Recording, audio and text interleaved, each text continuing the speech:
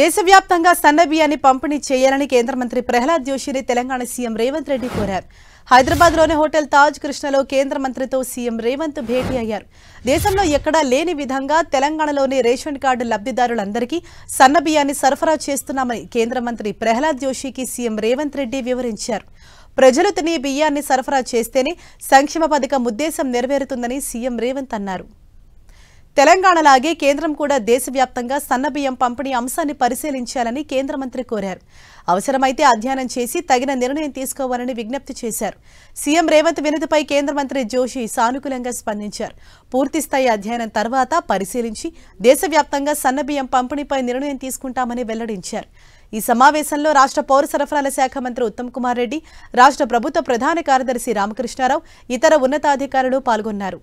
కాగా తెలంగాణ వ్యాప్తంగా తెల్ల రేషన్ కార్డు ఉన్న ప్రతి ఒక్కరికి నెలకు 6 కిలోల చొప్పున సన్న బియ్యాన్ని పంపిణీ చేస్తోంది సర్కార్. ఎన్నికల ప్రచారం సమయంలో ఇచ్చిన హామీ మేరకు ఈ ఏడాది ఏప్రిల్ 1 నుంచి సన్న బియ్యం పంపిణీ కార్యక్రమాన్ని చేపట్టింది.